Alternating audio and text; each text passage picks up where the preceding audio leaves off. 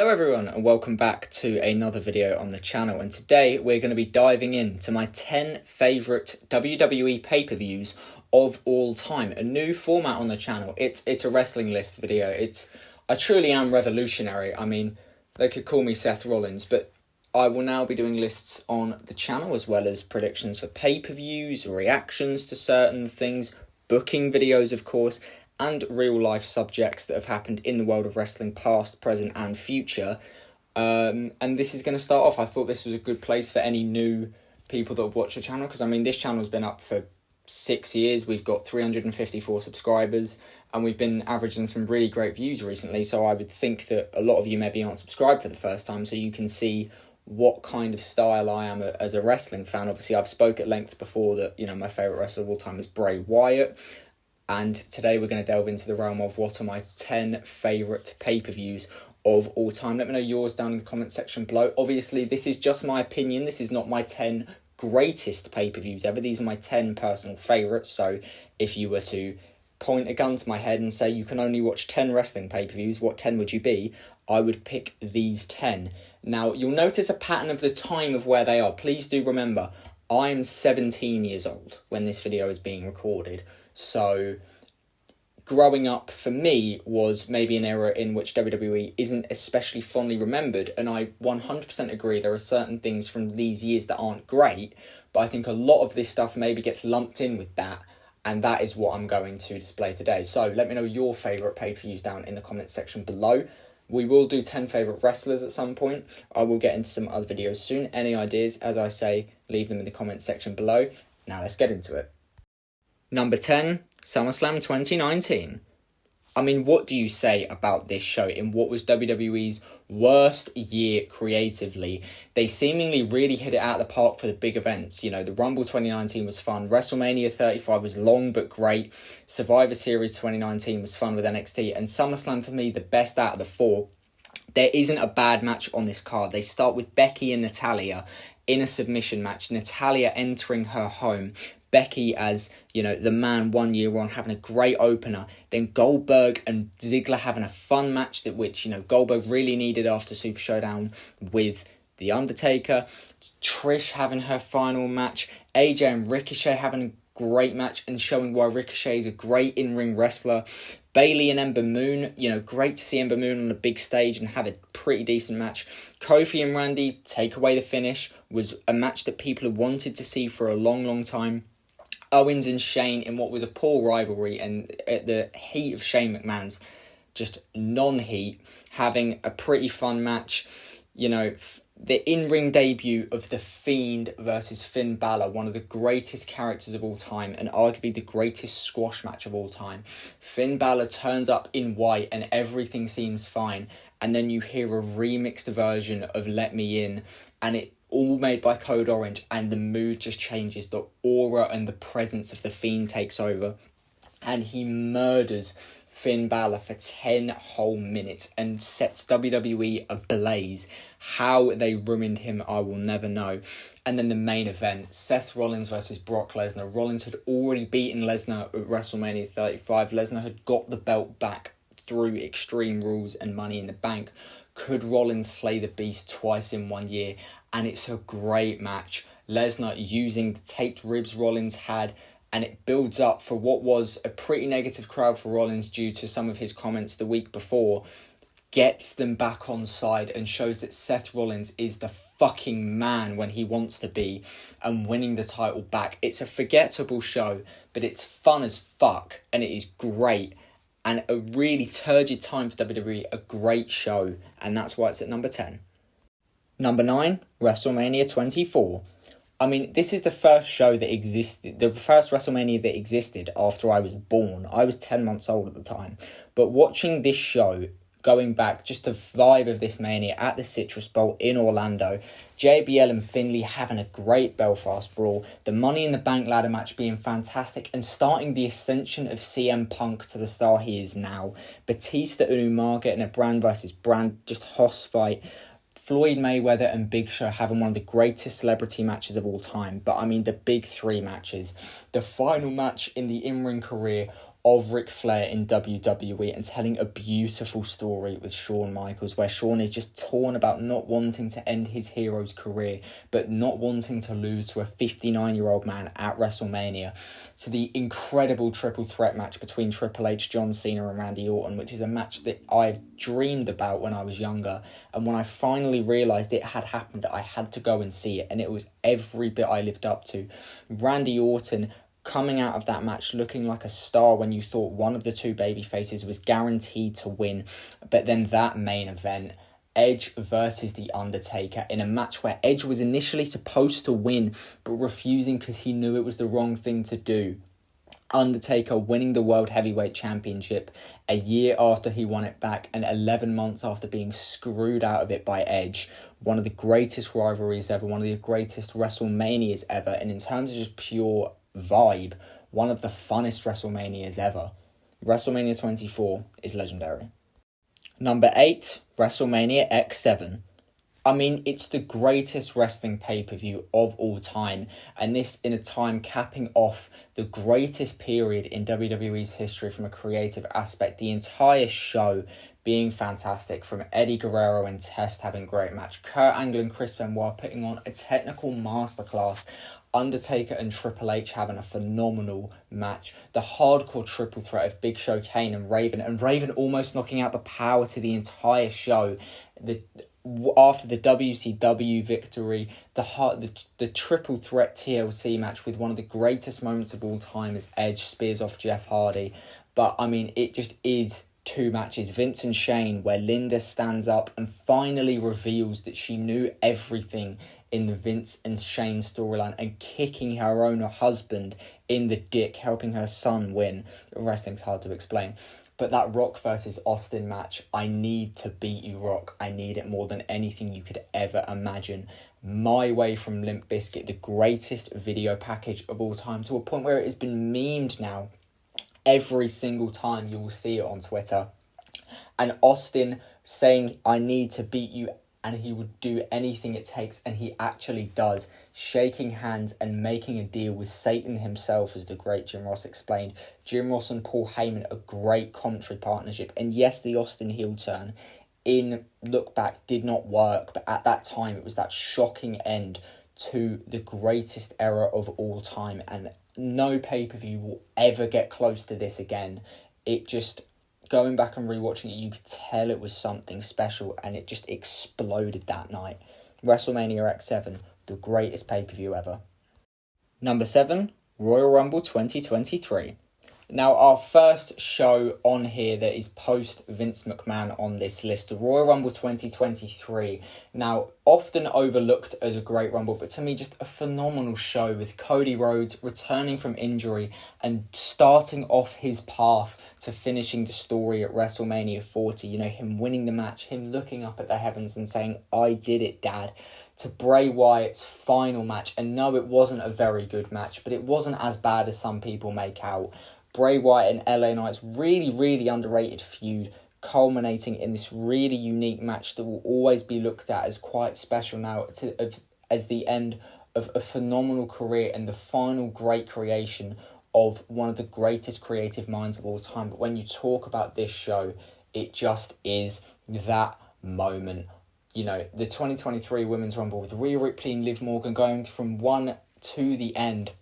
Ripley, a star-making performance that night. But that Roman and Kevin match, having a great match, the chemistry Roman and Kevin have is fantastic. But Roman handing Sammy the chair, Sammy saying, I don't want to. Roman saying, pull the trigger, and he just can't do it. So he hits Roman, saving his best friend, apologising to Jay, and the other members of the bloodline instantly turning on him. Roman saying, I gave you the world, and this is what you do. Jay leaving, just a phenomenal time period in wrestling, capping off one of the greatest parts of the bloodline's history with Sami Zayn involved. A phenomenal, phenomenal show which ended in such shocking fashion. What a night this was. Number 6, SummerSlam 2002. I mean, just look at that card on the screen. The return of Shawn Michaels after 4 years. Brock Lesnar, 5 months after his debut, becoming world champion, beating, the second biggest star of WWE's biggest ever era. Edge and Eddie Guerrero, two future stars, putting on a classic and, in my opinion, one of the greatest openers in wrestling history. Kurt Angle and Rey Mysterio putting on a phenomenal match and showing that Angle and Mysterio's chemistry was just on another level. Benoit and RVD for the Intercontinental Championship, a great match. Flair and Jericho, even Undertaker and Test is good on this match. R.I.P. Test, rest in heaven forever. What a show this was. Just the greatest SummerSlam ever. Not the only SummerSlam on this list, but a phenomenal show, and one that is so influential to WWE nowadays that I couldn't not have it on this list. SummerSlam 2002. What a fucking night. Number 5, WrestleMania 39. The first ever show I actually watched live with friends in terms of a WrestleMania. This show, both nights had everything. Triple H's first WrestleMania, and it felt like WWE was in a time where it could do no wrong. And yes, the card would have been very differently beforehand, but Cody and Roman having a phenomenal match. And yes, nobody liked the decision of Roman winning, but actually proving out to be the right decision to build other stars. Cena and Theory having a decent match which passed the torch. Logan Paul and Seth Rollins having a great match and just showing how Logan Paul is so effortlessly yet so annoyingly brilliant as a pro wrestler. Kevin Owens and Sami Zayn versus the Usos, the first ever tag team title match that main events WrestleMania, in one of the most emotional matches of all time, of Kevin and Sami's 20-year journey of them finally winning the titles. Dominic and Ray, a story 8 months in the making. Brock Lesnar's last Mania, and Roman and Cody legitimately having a match of the year. Edge and Balor inside Hell in a Cell, even though the Demon should have won. A phenomenal night, 2 nights of wrestling, which just felt incredible, and the entire weekend and building up to that show just felt like they were invincible. It was a great night and a time I wish we could go back to, because this was just a phenomenal watch, and instantly we knew we'd just seen one of the greatest WrestleManias ever. It's a phenomenal show, and for Triple H's first WrestleMania, a fucking great one. Rhea Ripley and Charlotte Flair also having a phenomenal match on night 1 that was unlucky to miss out on the main event. The 2 showcase tag matches as well being phenomenal. And it just felt like a time of WWE going, no more of this crap anymore under Vince. This is our time to show you what wrestling truly is, and a WrestleMania that will never be forgotten. Number 4, SummerSlam 2022. Triple H's first pay-per-view as head of creative, and what a night to start after a year which was not going really good for WWE, with their top star being injured, Roman working less dates, and this just felt like the beginning of a new dawn. The fantastic Nashville feel to the crowd, and just the entire show of that Lesnar-Reigns Last Man Standing a match which we thought was going to be so boring given how many times we'd seen it, and actually leaving that rivalry with a great way to go out. Lashley and Theory having a surprisingly entertaining US title match. Edge returning, feeling like something straight out of the Attitude Era. Liv and Rousey, not a great match, but great to see someone like Liv on that stage. Logan Paul and The Miz having a great match. Logan's first ever singles match. Becky and Bianca having a great feud end to their trilogy, with Becky turning face and Damage Control debuting. It just set the wheels in motion for what WWE was going to be for the future, and just set into the motion future as well as WrestleMania 39. This isn't the same era anymore, and the fans will be entertained. And this is honestly one of the funnest nights I've ever had watching pro wrestling, because that match at the end, Lesnar and Reigns, the tractor, it was just phenomenal. Usos and Street Profits as well. A really, really great show, and a great one to start on for Triple H. Number 3, Money in the Bank 2023. Live from the O2 Arena in London, England, watching the show live, the crowd being so electric, singing Cody Rhodes' theme song word for word, and Cody being taken aback by that. A phenomenal men's ladder match with Logan, Ricochet, Santos Escobar, Pete Dunne, LA Knight going crazy with a genuinely surprised winner. Balor and Rollins having a really good match and showing how good those two are, but it really just is a one-match show. But such a great one match. The Roman Solo versus the Usos match, Bloodline Civil War. One of the greatest storylines in WWE hit another apex during this time, with Jay pinning Roman clean for the first time in 4 years and really starting the ascent of what Jey Uso is now to, Royal Rumble winner, WrestleMania main eventer Jey Uso. The crowd was electric, and Roman playing it up like that prick heel, and just a phenomenal night of wrestling in what is, to me, my favourite year of WWE ever in 2023. My life around this point was so fucking good, and WWE was just incredible around this time. Pay-per-views were just constantly incredible, and it won't be the last 2023 pay-per-view you see on here. I nearly had this off the list, but I went back and rewatched it and just realised I couldn't not have it on the list, because this was just a fun show. And you'll see that in my list of pickings. It just shows for me that we're vibes, and this has some really, really good stuff on here, but just the vibe, the crowd, the Bloodline Civil War match, it was just so good. And I remember watching this with one of my friends, and we were just taken aback. I was stunned seeing Roman being pinned clean, one of the greatest moments ever. I just couldn't not have it on the list. Roman and Solo versus the Usos was phenomenal. The crowd was electric. And 10 months after WWE came back to the UK for Clash at the Castle, we get a show in London, and it was a mistake they had made for years not coming back earlier, and we showed them that. Money in the Bank 2023, an all-timer. Number 2, Backlash 2023. I mean, this is just such a unique show, live from Puerto Rico. The crowd being absolutely incredible. That Io Sky versus Bianca Belair match. Io Sky, again, a star-making performance a couple of months before her Money in the Bank cash-in. Rollins and Omos having a great match, and Rollins proving why he was the right choice to become World Heavyweight Champion 3 weeks later. Zelina Vega feeling like such a great babyface versus Rhea Ripley. And that main event, Cody and Brock, what a brutal match that was, with Brock being busted open, the 6-man Bloodline tag. But that San Juan street fight between Bad Bunny and Damian Priest, what a great celebrity match that was. Again, there wasn't a whole load of phenomenal, amazing wrestling. It was just a really, really fun show with some good wrestling that the crowd just made so much better. A bit like they did with Backlash 2024, which nearly made this list.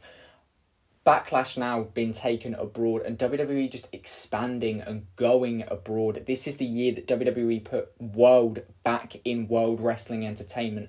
A great show and a crowd which I thought would be good, but I never thought would be that good. Just making every single moment feel electric. It was so nearly number 1, but there just had to be one show at number 1. But Backlash 2023, phenomenal stuff. And number 1... Extreme Rules 2022. I like Bray Wyatt. Bray Wyatt is my favourite wrestler to have ever lived. Bray Wyatt sadly passed away 10 months after this show, but just looking back now, since that, Bray having that moment where he gets to return, and yes, the return run wasn't perfect, but getting that chance to return and try and tell his story the way he wanted to, without Vince or without anyone pushing him down, and that fucking pop when he comes out. One of the most unique returns ever, with all 6 of the Firefly Funhouse characters coming to life at the end of what was one of WWE's most unique campaigns ever, with the White Rabbit. Bray finally returning after over a year of being off of our screens, and us thinking he might never return. Cryptic clue after cryptic clue that made you think it could be Bray, and it never turned out to be, or it got close and it never was. And this finally was the time where Triple H said, this is what the fans want. And Bray Wyatt returning was one of the greatest moments ever. I remember staying up and watching this at 4 a.m, trying my hardest to not scream when I saw him take off that mask. And that pop from the crowd, I mean, it just gives you goosebumps going back and watching it. One of the greatest nights of many wrestling fans' lives, because Bray Wyatt built this cult-like fan base, and it's so thankful that he got the chance to come back. And yes, he never really got to say goodbye, but have that final run that a legend like him deserved. It was a phenomenal night, and even the matches were good. You know, Edge and Balor in a great I Quit match, making Judgment Day look strong as hell. Just Liv and Ronda having a really, really awesome Extreme Rules match, which, yes, the result wasn't great, but made Liv look strong. The Donnybrook match was great. Rollins and Riddle having a great fight pit match, which was refereed by Daniel Cormier. Bianca and Bayley having a great ladder match. It was just a fun show, and capping off, in my opinion, a really great run for WWE of SummerSlam, Clash at the Castle, Extreme Rules, where Triple H just asserted his power and saying, we're going to listen to you and give you what you want. And I mean, this was always going to be number one for me. Bray Wyatt is my favourite wrestler ever, and just his return was so special for so many reasons. And looking back in hindsight now, imagine if he had never got the chance to return and passed away before he could. It would have been one of the saddest things ever. And in retrospect, it is, because he would have had such a great run had his health not taken a turn for the worst. But at least this show will now forever stand as essentially just the kickoff show to Bray Wyatt's return.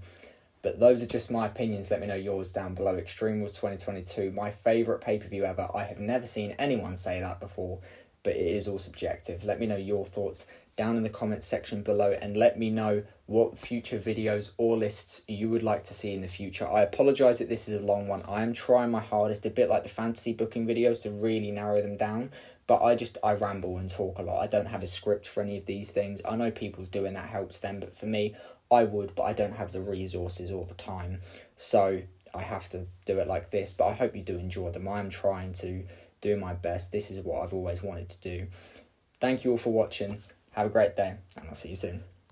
Let me tell you, wanna see you fly, way up on my side, till the day I die, we're headed for the silver line.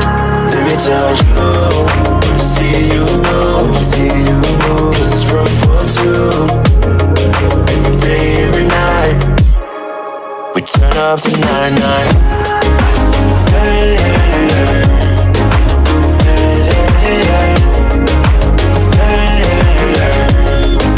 Turn up to 9-9.